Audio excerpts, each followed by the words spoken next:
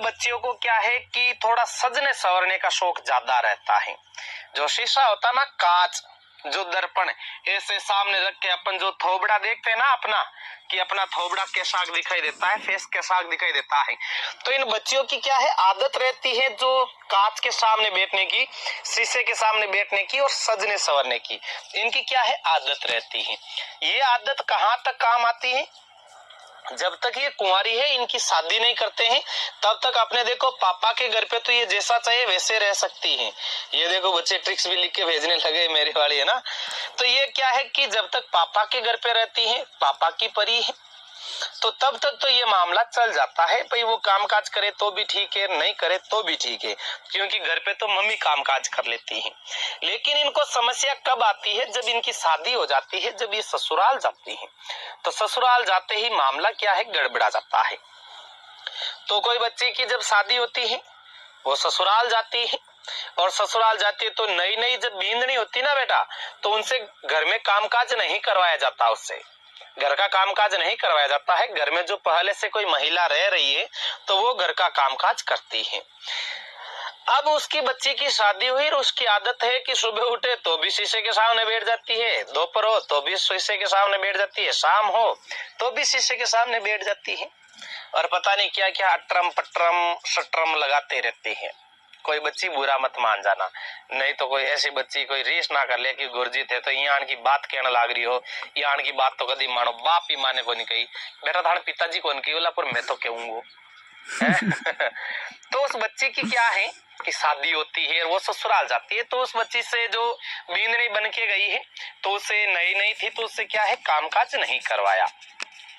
जब थोड़े दिन बीते तो आपको पता है सासू हमेशा सासू ही बन के रहती है, सासू है हमेशा सासू ही रहेगी, बींदनी हमेशा बींदनी ही रहेगी, है ना। तो सासू अपना जो साम्राज्य है वो नहीं छोड़ सकती, अपने पास ही रखेगी साम्राज्य।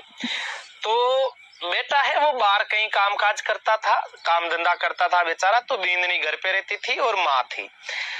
तो बींदनी का तो वही सिस्टम की सुबह उठी, उठते ही शीशे के सामने बैठ जाती है, कांच के सामने बैठ जाती है, दोपहर हुई वापस हो तो कांच के सामने, शाम हुई वापस कांच के सामने, शीशे के सामने। ऐसे करते करते भाई साहब वो सासू हो गई बेचारी तंग कि बेटी की बाप सासू मैं हूं, हमारी सासू है, काम काज सारो को सारो मने करनो पड़े और बींदनी बैठी रहे। तो सासू भी बड़ी माइंडेड, सासू ने सोचा कि यदि मैं डायरेक्ट इस बींदनी को कुछ बोल दूंगी तो मैं खोड़ली सासू बाजूंगी, यानी भाई वो खोड़ली की श्रेणी में आएगी कि ये नगटी सासू है। तो सासू के बिचारी के घुटनों के दर्द की समस्या, और ये बोली कि अब क्या करे, बींदनी कामकाज कर नहीं रही है और हम बोल देंगे तो मामला गड़बड़ा जाएगा।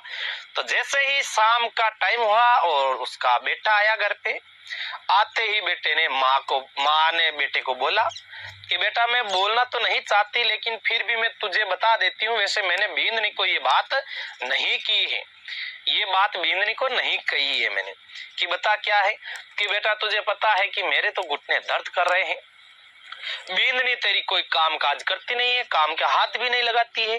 कि माँ फिर ये बींदनी करती क्या है दिन भर, कि बेटा दिन भर शीशे के सामने थोबड़ा करके बैठ जाती है, कभी कुछ लगाती है कभी कुछ भी लगाती है।